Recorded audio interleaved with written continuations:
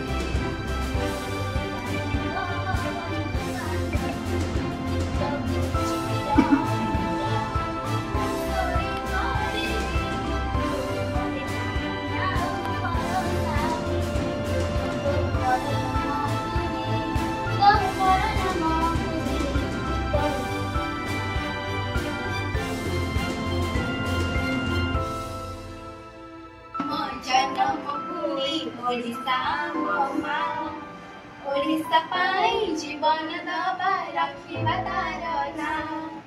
ओडिशा मो जन्म भूमि ओडिशा मो मां ओडिशा पाई जीवन दबा रखिबा तार ना कालिया राजा पारे परजा आमे सबु ता छुआ भाबरे पुडी हातरु आसी नै जाए नरिया आमे खाटी ओडिया आमे भाषा बढ़िया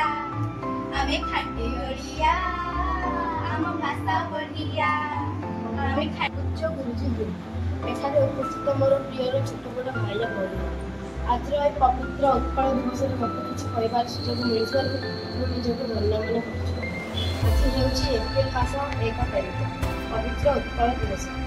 1936 मसीहा एप्रिल मास 1 तारीख दिन आम ओडिशा को एक स्वतंत्र राज्य रूप घोषणा कर दिन आम राज्यर राजनैतिक मानचित्र आमको प्राप्ति हुए पूर्वे आम राज्य कौन राज्य बंग बिहार आम राज्य खंड खंड कर निज राज्य को मिसाइवा चेष्टा करते किंतु आम राज्य पूर्वे ओडिशा को कलिंग और उत्तर नामरे ओडिशार कला संस्कृति भाषा साहित्य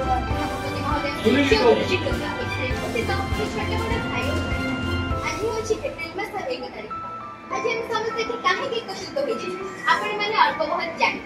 तथापि एक अवसर रे मते किछि कहबार सुजोग मिलिथिबा निजको धन्य माने करिछि जदि मोर वक्तव्य रे कोन त्रुटि थाए तेबे आपण माने त्रुटि मार्जन करि अरे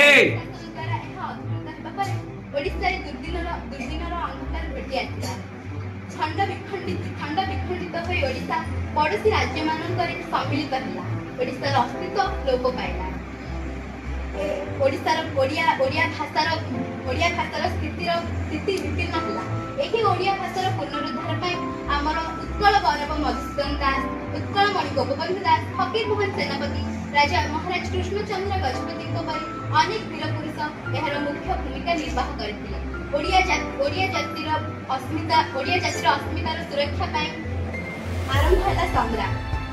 1903 मसीहारे उत्कल सम्मेलन आरंभ होइଥିଲା ଏହି उत्कल सम्मेलन द्वारा ब्रिटिश सरकार निकटरे स्वतंत्र प्रदेश गठन दाबी सह ओडिया भाषार पुनरुद्धार पाई दाबी करागला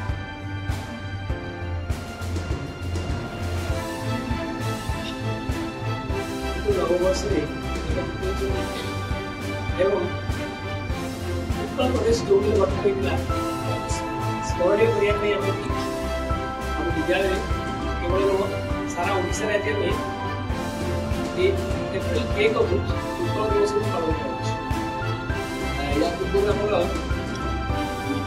दुजन भाई भौणी उत्कल दिवस किसी सूचना देले जो महापुरुष बरेण्य महापुरुष मान निजर बलिदान द्वारा ओडिशा को एक स्वतंत्र प्रदेश गठित कर भूमिका नहीं ସେଇମାନଙ୍କୁ କାଳଜୟୀ କରି ରଖିବା ପାଇଁ ଏବଂ ସେମାନଙ୍କର ସ୍ମୃତିକୁ ଆମେ ନିଜେ ଆଦର୍ଶ ରୂପେ ପାଳନ କରିବା ପାଇଁ ଓଡ଼ିଶାର ପୁରପଲ୍ଲୀରେ ପାଳନ କରୁଛୁ। ଆଜିକାର ଏହି ସଭାର ସଭାପତି ତଥା ଆମ ବିଦ୍ୟାଳୟର ପ୍ରଧାନ ଶିକ୍ଷକ ମହୋଦୟ ଏବଂ ମୋର ସହକର୍ମୀ ବୃନ୍ଦ ଏବଂ ମୋର ସଫଳ ଭାବରେ ରଚିତ ମୋର ଅଧ୍ୟାପନାର ସମସ୍ତଙ୍କୁ ଆଜିର ଏହି ଉତ୍କଳ ଦିବସର शुभेच्छा और शुभ अभिनंदन। उत्कल प्रदेश कहले प्रथम जहाँ गंगा ठारू गोदावरी पर्यंत विस्तृत अंचल को उत्कल प्रदेश जहाँकि जार कला संस्कृति सारा विश्व में ग्रहणीय उत्कल परंपरा आज आम उत्कल लोक ओडिशा लोक गंगा ठारू जो गोदावरी कहली ये विस्तृत अंचल थिला किंतु समाजक्रमे हमर उत्तर प्रदेश राजा मानक द्वारा शासित होतिला। हमर शेष राजा बोधे मुकुंद शेष शासन राजा मुकुंद देव थिले सेही पर्यंत हम उत्तर प्रदेश बहुत सुनाम थिला आ हमर बहुत विकास होतिला जोटा कि अन्य मान पई प्रेरणा दैथिला किंतु समाजक्रमे हमर भारत वर्ष रे मोगल माने प्रवेश कले सुधा हम ओडिशा को प्रथम आसपार नथि समय क्रमे मोगल माने प्रवेश कले मोगल माने ओडिशा को कोन कले अधिकार कले तापर आसिले अफगान माने मध्य बहु वर्ष हम ओडिशा को शासन कले तापर इंग्रज माने हम ओडिशा को दखल कले से समय रे हमर आमे पराधीनता स्वीकार कले तापर समाज क्रमे स्वाधीनता संग्राम चलिला ए भितरे हमर स्वतंत्र ओडिशा प्रदेश गठन पई जे कि हमर महाराजा कृष्णचंद्र गजपति मधुबाबू एवं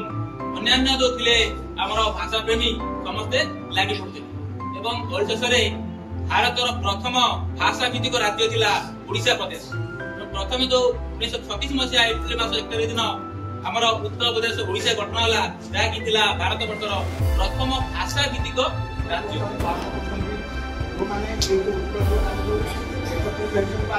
ओडिशार लोक जो मैंने परिश्रम कर नमस्कार कारण से अवतरण चेष्टा प्राण भाई आज प्रतिफल ओडिशा प्रथम ओडिशा बट ओडिशा केमती प्रतिदिन प्रतिनिधित ओडिशार प्रत्येक मान सम्मान ओडिशा चेष्टा करवा ओडिशा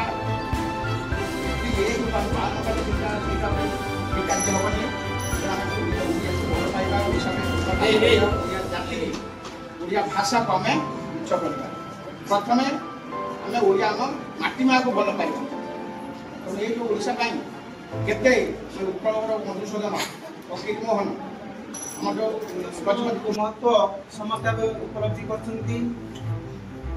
ठीक आज दिन में ओडिशार जो स्वतंत्र परिचय सृष्टि होता ओडिशार सम्मान स्वाभिमान बंचीला ओडिशार स्वतंत्रता को जो बजाय करने जो मैंने घर चेष्टा करते आज स्मरण कर विशेष मुहूर्त निश्चित भाव पिले ये माटी हूँ महान जोटा कौच ओडिशा ओडिशा केड़े सुंदर राइज मोर केड़े मीठा मो भाषा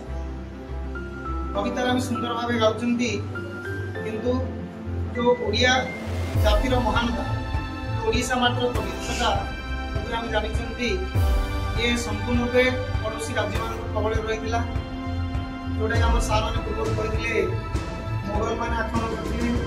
अफगान मैंने आक्रमण करते सहित जोटा आम कहते English East India company France East India company ये भाव में अनेक कबलित जो सुजला सुफला शस्य श्यामला ओडिशा माटी तार कला संस्कृति महान ये रत्न भंडार जोटा कि समग्र विश्व में भारत स्वतंत्र परिचय सृष्टि तेणु से ओडिया माटर स्वाभिमान सम्मान को बचाई आज आम से दिवस पालन वर्ष एप्रिल 1 तारिख में समस्ते ଆମର ମହାନ ପୁରୁଷ ଯିଏକି ଓଡ଼ିଶା ଉଗ୍ର ଉତ୍କଳ କଳିଙ୍ଗ ନାମରେ ସଭାମଣ୍ଡିତ ହୋଇଥିବା ଆମର ରାଜ୍ୟକୁ ଯିଏ ସ୍ୱତନ୍ତ୍ର ଭାଷା ନାମିକ ରାଜ୍ୟରେ ସ୍ୱତନ୍ତ୍ର ସ୍ଥାନ ଦେଇଥିଲେ ତାଙ୍କୁ ଆମେ କିପରି ମନେ ରଖିବା ଏବଂ ତାଙ୍କର ତ୍ୟାଗ ଏବଂ ତାଙ୍କର ଆତ୍ମସମୀକ୍ଷା ଇତ୍ୟାଦିକୁ ଆମେ ଆଗକୁ ବଢ଼େଇ ନେବା ତାକୁ ଆଜି 3 ମସିହାରେ ଆମ ଓଡ଼ିଶା ଅଧିକାର ଓଡ଼ିଶାର 1803 ମସିହାରେ ଓଡ଼ିଶାର ପ୍ରାୟ ରାଜ୍ୟକୁ ସେମାନେ ଓଡ଼ିଶାର ପ୍ରତି ଜିଲ୍ଲାକୁ ସେମାନେ ଅଧିକାର କରିଥିଲେ ମାତ୍ର କ'ଣ କରିଥିଲେ ଆମର ଶେଷ ଗଣତନ୍ତ୍ର ରାଜ୍ୟ ହିସାବରେ ଆମର କିଏ ଥିଲା ଖୋର୍ଦ୍ଧା ଯୋଉକି ସେଟାକୁ ଆମେ କ'ଣ ଇଂରେଜ ମାନେ ସେଟାକୁ ଅଧିକୃତ କରିପାରିନଥିଲେ କାରଣ କ'ଣ ଥିଲା ଖୋର୍ଦ୍ଧା ରାଜ୍ୟ ଗୋଟେ ଆମର ଥିଲେ ଖୋର୍ଦ୍ଧା ଥିଲା ଆମର ଗୋଟେ ଆମର ପାଇକ ମାନେ ଥିଲେ ବକ୍ସ ଜଗନ୍ନାଥ ବା ଆମର ଆଉ କିଏ ଥିଲେ ଆମର ଜୟରାଜ ଗୋଟେ ଥିଲେ ଯେ ବୀରମାନଙ୍କ ପାଇଁ ସେମାନେ କ'ଣ କରିଥିଲେ ସାରା ଓଡ଼ିଶାକୁ ସେମାନେ ଅଧିକାର କରିଥିଲେ କ'ଣ ସେମାନେ ଅଧିକାର କରିଥିଲେ 4 ମସିହାରେ ସେମାନେ ଦେଇଥିଲେ କ'ଣ ଆମ ଓଡ଼ିଶାକୁ ଅଧିକାର କରିଥିଲେ ଅତୀତରେ ଆମର କହିବାକୁ ଗଲେ ଆମର କ'ଣ ଜୟରାଜ ଗୁରୁ ଆମର ଗୋପବନ୍ଧୁ ଦାସଙ୍କ କଥା କହିବା ଆମେ କ'ଣ ଗୋପବନ୍ଧୁ ଦାସଙ୍କୁ ଆମେ କାହିଁକି ମନେ ରଖିଛନ୍ତି ଗୋପବନ୍ଧୁ ଦାସ ଥିଲେ ସେ କ'ଣ ଥିଲେ ତ୍ୟାଗର ସେ ପ୍ରତୀକ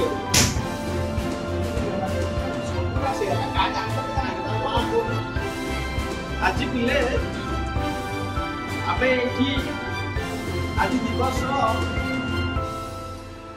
ପାଳନ କରିବା ପାଇଁ ଆମେ ଆଜି ଏକତ୍ରିତ ହେଇଛେ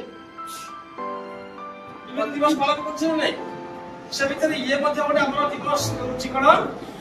ଉତ୍କଳ ଦିବସ ମାନେ କ'ଣ କାହିଁକି ଆମେ ଉତ୍କଳ ଦିବସ ପାଳନ କରୁଛେ ଯେମିତି ଆମେ ସ୍ୱାଧୀନତା ଦିବସ ପାଳନ କରୁଛେ ଦେଶ ସ୍ୱାଧୀନ ହେଇଥିଲା ନାଇଁ ଠିକ ସେମିତି ଅନ୍ୟାନ୍ୟ ଦିବସ ଗୁଡ଼ିକ କିଛି ମହତ୍ଵ ଅଛି ଯାହାଫଳରେ ଆମେ ତାକୁ ପାଳନ କରୁଛେ ଏଇ ଦିବସର ମଧ୍ୟ ମହତ୍ଵ ଅଛି ସେଥିପାଇଁ ଆଜି ଆମେ এই দিবস পালন করছি দেশ স্বাধীনতা পাই সারা দেশ লড়িলা ଆମ ଓଡ଼ିଶାର ସ୍ୱତନ୍ତ୍ରତା ପାଇ